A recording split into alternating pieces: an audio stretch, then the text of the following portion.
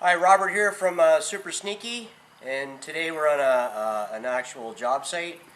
We're going to install three inch thick panel 12 by 12 commercial grade garage doors, and we have 8 inches of headroom space in which to do that. A measurement here so you guys can see what we're dealing with. Okay, hey Tim, can you get a shot of the tape on the ground there for everybody? Okay, so here's your 12-foot mark to here. Now keep in mind, every garage door, by the time you put the bottom seal on it, it'll raise the door height by 1 inch. So our actual door height is going to be right here. And we're going to count up 8 inches.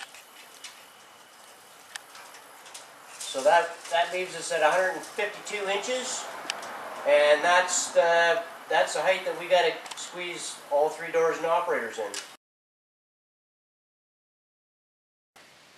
Okay, so this is our training video for commercial doors, but the same techniques can be used for residential doors.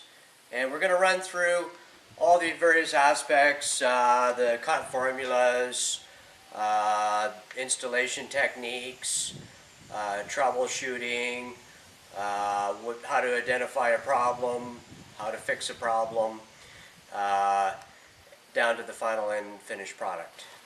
Okay, so the first thing that we have to do is figure out our cut formula for cutting the vertical track. Got a 12-foot tall door.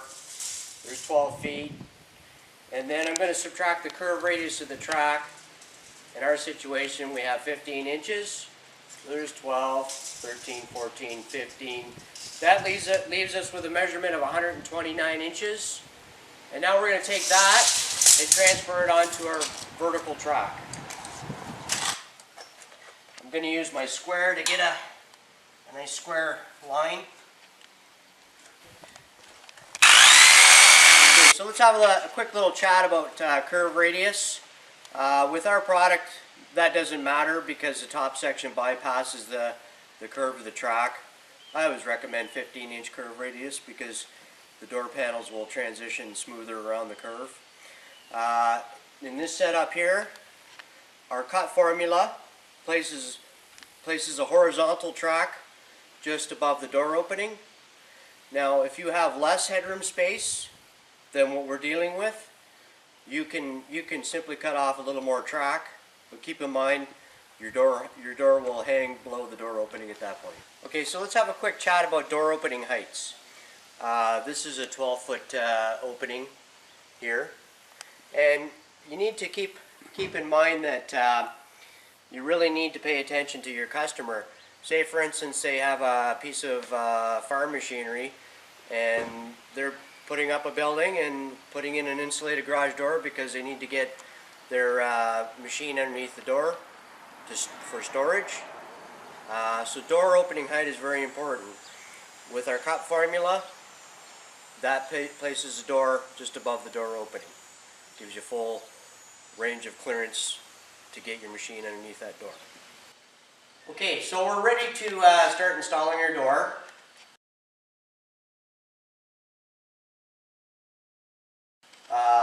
We've installed the hardware as we normally would. I put the door in the opening, and then what I've done here is installed my vertical track. And I've just put one leg in here so I can adjust my track as I go. So what we have here is a Wayne Dalton 5300 series door, and it's a 3-inch thick panel.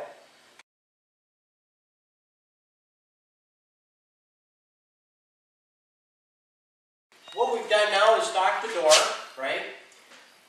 Like you normally would. We've installed a single wood leg on the bottom. I've got one on the top. There's only 2 in the track at the moment. Now, if you'll notice, you can get a close shot here, Tim.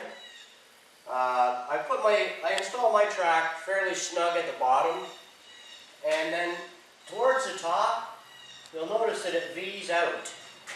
There's no set rule for that, how much room you give it. I've got 1.5 inches between the track and the door at the top.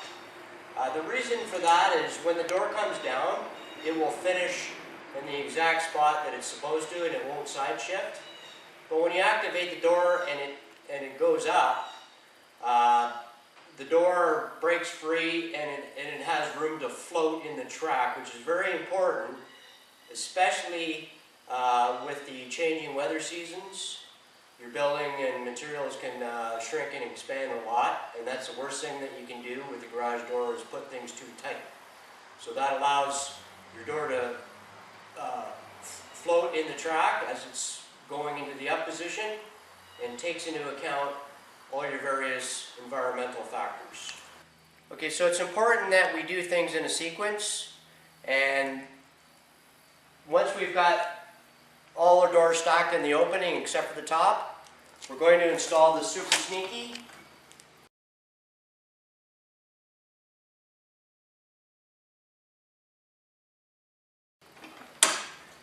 And then we'll take the panel up and install it and hold it in place by a bracket or some other means so it won't fall off the door.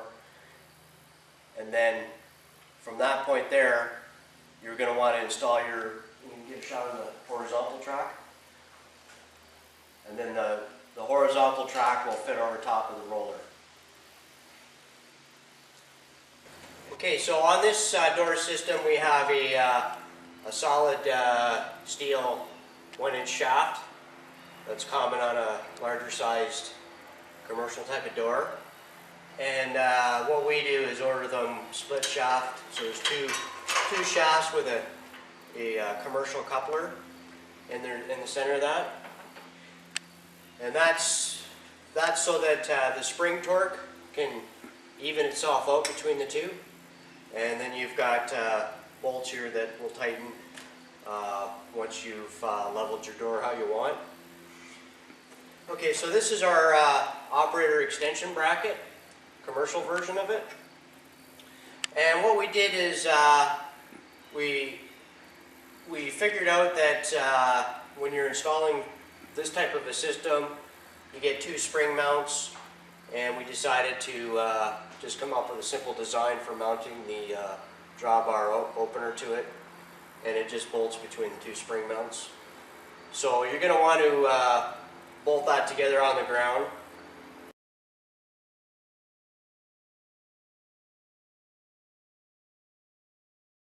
So when you take it up, it's already positioned for you, and then you can go ahead and install your fasteners once you've leveled the shaft to the door. And what I do is I've left this loose so that it can pivot, and then when we attach our opener to it, it'll be firmly attached at the top, and the operator head can rest on the ground, and we'll be able to raise the operator safely and get it into position. Okay, so for those of you that are not really sure, we'll run through this part quick, and that's installing your springs and setting your cables. So just so you know, with a front mounted torsion spring, you've got quite often, like on this door, you'll have 2 springs, so you'll have a left and a right. The wire end will be pointing towards the header of the building, so then you'll know you've got the spring on the right way. Okay, so now setting the cable drum, you start with the left side first, always. Okay, so in this case, this particular one has a keyway, so it's just a square stock. Fits inside the drum and a little slot in the shaft. And we wind up our cable around the drum. Okay, so what we're going to do is, I've already done it, I'm just going to run through quickly with you, is you would tighten your set screws on your left side drum, okay? And then you're going to pull the drum and the cable taut. I like to give it a little tap on the end fitting, just so that it seats itself into the drum, the little cable fitting. And then you're going to take your pair of vice grips, hold the drum like that. Make sure that there's tension on the cable. And now you're ready to wind your spring. Okay, so we're going to go over quickly how to wind the spring, just in case somebody's not really sure. Safety is number one. They're very dangerous, especially a larger commercial door. Here's a little trade secret. I've got 3 winding bars. So I'll put one winding bar in my ladder like that. Make sure you're always off to one side or the other of the bar. Don't be in the middle of it, that it could come down and hit you. And you can see when that bar comes down, it'll rest on my other bar in here, and the bar won't hit the door, and it'll give you a good handle. Okay, so everybody's got a different opinion on winding springs. I generally just go by feel myself. In this case, I put 45 quarter turn winds on each side of that spring, and then when I finish it up, and this is important, your one set screw has to go into the slot of the shaft. And so what you'll do is you'll wiggle it, and then you just hand turn it until you can feel it slip in there. And then once it is, and this is a 7/16 12-point socket. That's what I use. Fits perfect on those square fittings. And tighten that up, and then tighten up your back one. Okay, now you can safely remove your winding bar.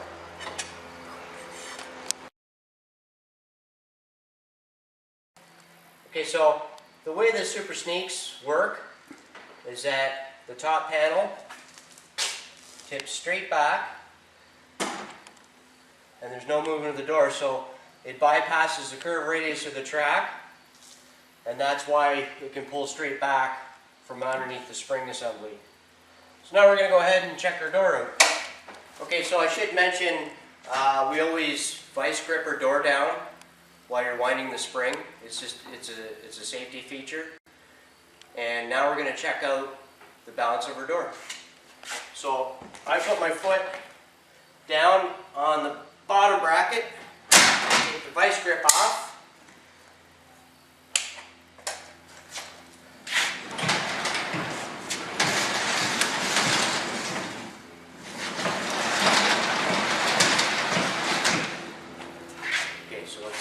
Talk about that.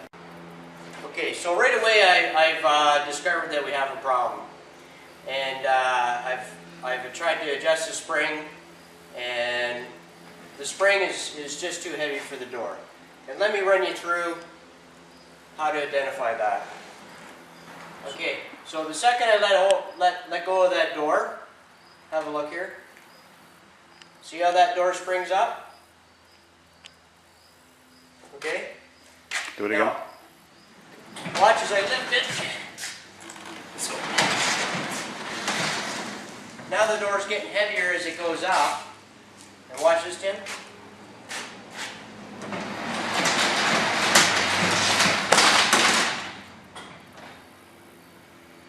Okay?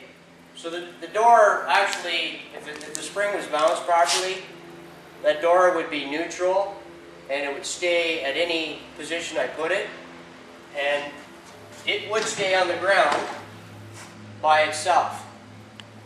Okay, so that tells me that the spring is a little too heavy for the door, and I'm going to show you how to fix that. Okay, so what we're going to do now is put together our operator reinforcing plate.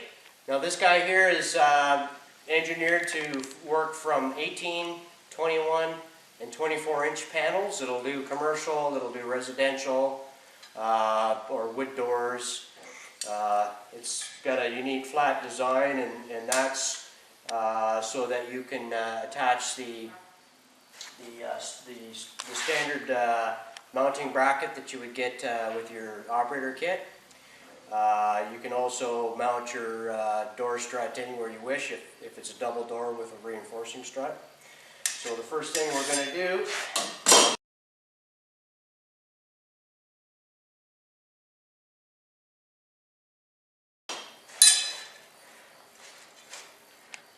And I should point out, we made these slots so that you could bolt the operator connection piece right to it. It's pretty much universal for most manufacturers. If you can get a shot of the fastener there, Tim. So these are just a little splice bolts. They're common in the industry. It's got a flat head and a little spine on the back of it, and that's so that when you tighten it in, the spline pulls tight into the slot and then it won't move. Okay, so I've just bolted that on loosely. I've just bolted the bottom plate on, and I'm going to leave it loose for now because I'm going to want to adjust it. You'll notice that there's an awful lot of play in our bracket. So these, this can be adjusted up and down, this can be adjusted. And then in most circumstances, you're going to have a center hinge in your door. Not all the time is that the case. I'm going to show you in a minute here what we had to do. Okay, so this would be your typical center hinge. Get a shot of that. And this is engineered to fit inside the hinge with slots, and again it'll slide up and down. And it just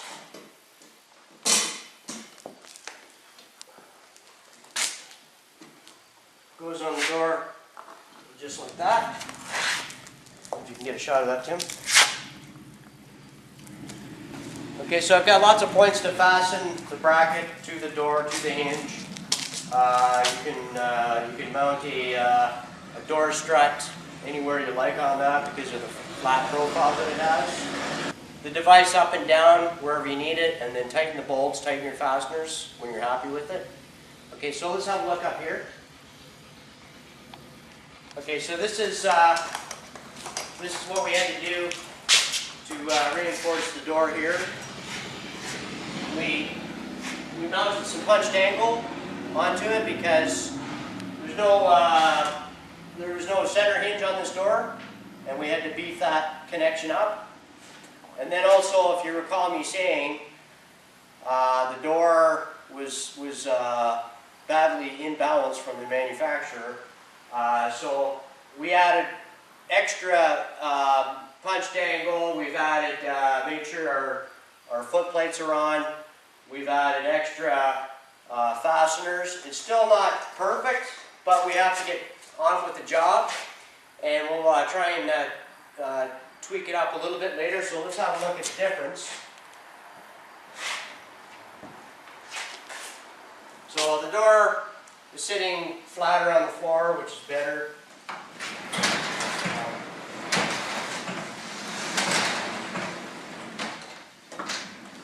It's still a little heavy, but the operation is much smoother now. And if I were to torque that door up more, even if it was like, say for instance, not a low headroom but a standard installation, what's going to happen, that door is just going to shoot up, then it's going to run out of stored energy, and it's not going to sit on the floor. If your customer, say for instance your customer wanted just a manually operated door, you can imagine how unhappy they're going to be with that. It's not functioning properly. And that's how you tell that you've got an improper spring.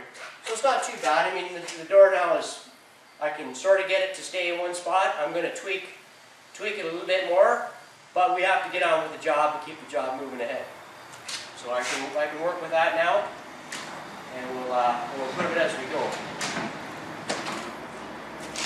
Okay, so now we're ready to install our operator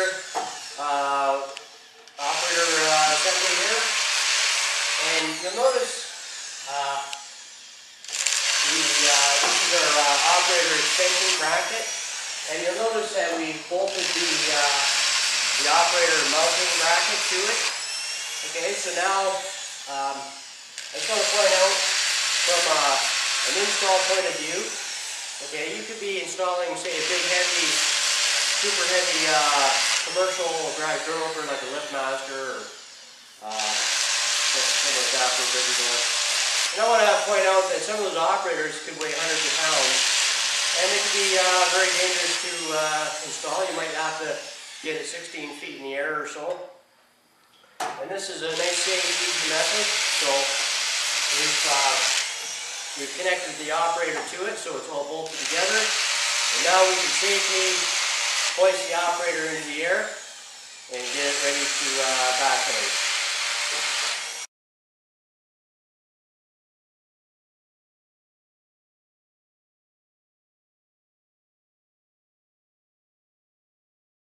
Okay, so we've got our operator installed. You can see that it's roped in place temporarily. Okay.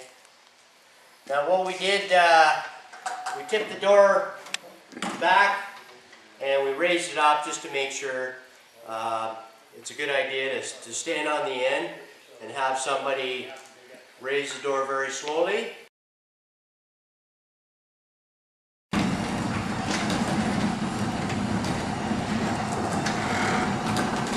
So this little part here, we sell them off our website for 12 bucks. I mean, you know, that's the best 12 bucks you're ever going to spend in your life if you're installing a big, heavy, commercial type drawbar opener. It works beautifully with our system. You'll see that in a minute, and it works very well on a standardized installation. It just makes the job so much easier and safer. You know, you can't go wrong with that. You want to keep that on your truck.